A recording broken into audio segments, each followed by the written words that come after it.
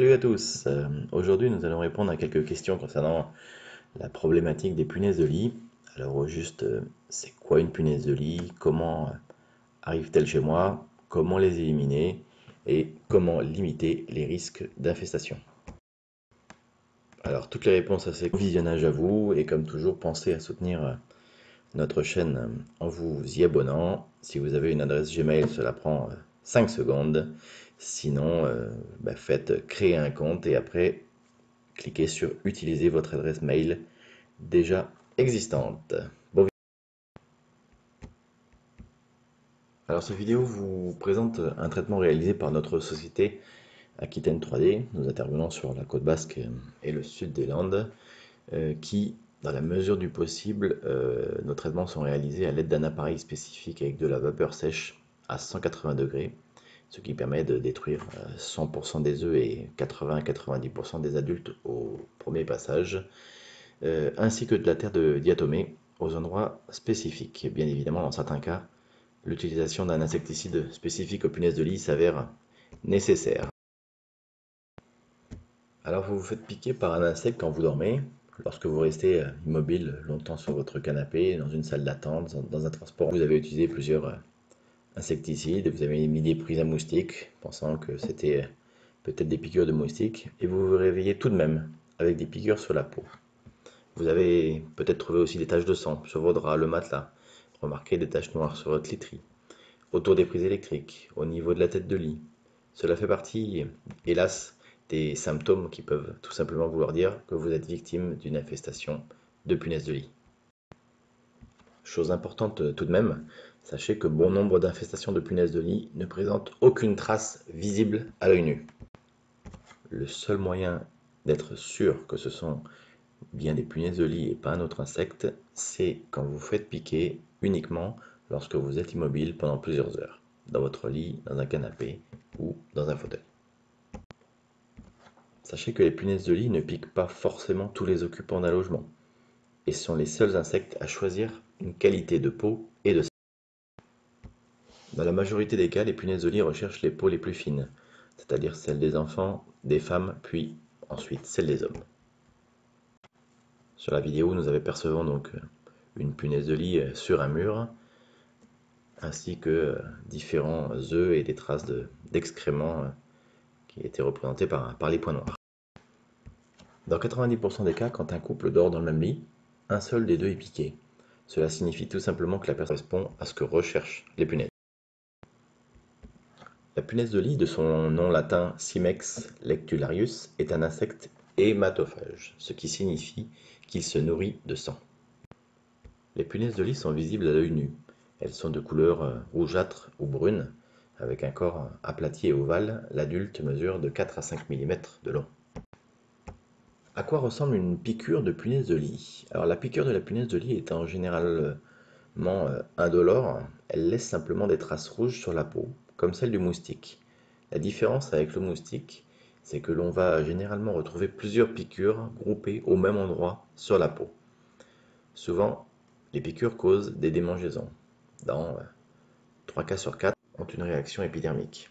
Et dans d'autres cas, les personnes ne savent même pas qu'elles ont été piquées car leur peau ne réagit pas. La réaction allergique est causée tout simplement par la salive anesthésiante et anticoagulante que la punaise injecte avant de prélever un peu de sang.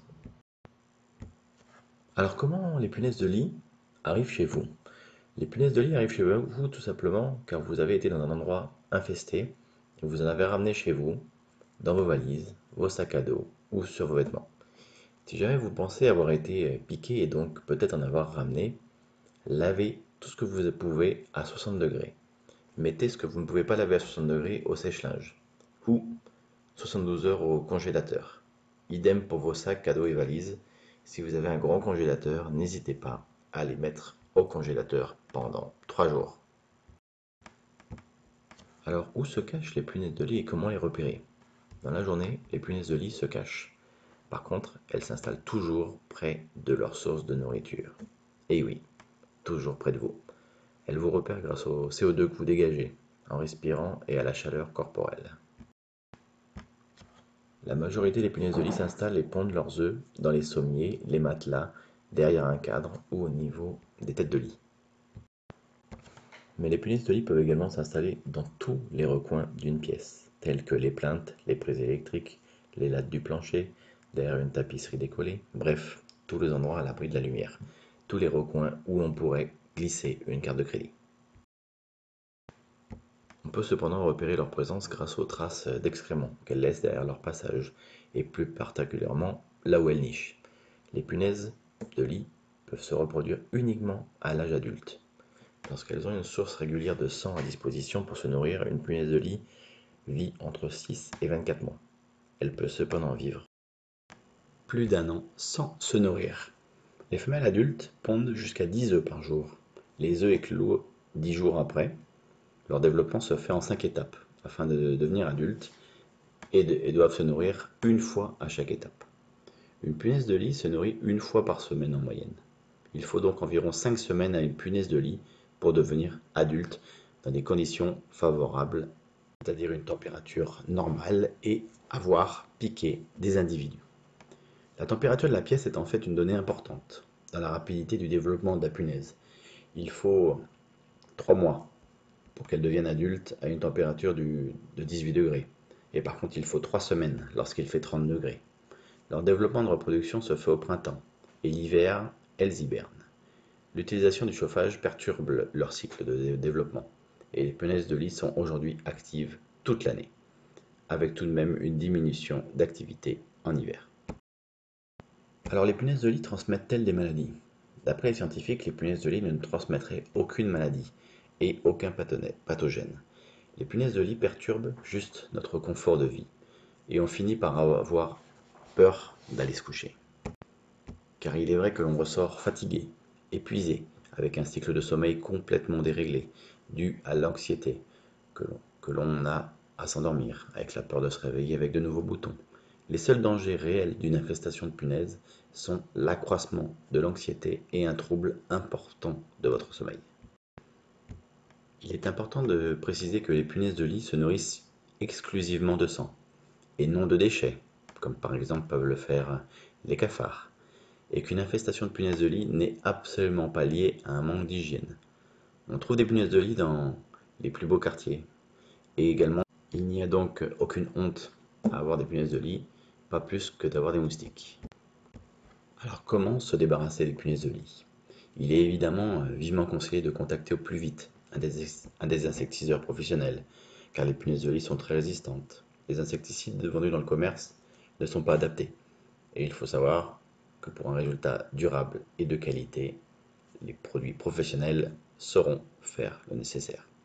Il est impératif de traiter tous les volumes de toutes les pièces de passage de votre habitation, même si vous n'êtes pas piqué dans une ou deux pièces de votre habitation. Les différentes méthodes pour traiter sont l'insecticide, la vapeur sèche et un traitement par le froid. Pour notre part, nous réalisons principalement des traitements par vapeur sèche et insecticide. Les punaises pondent dans les endroits confinés et à l'abri de la lumière.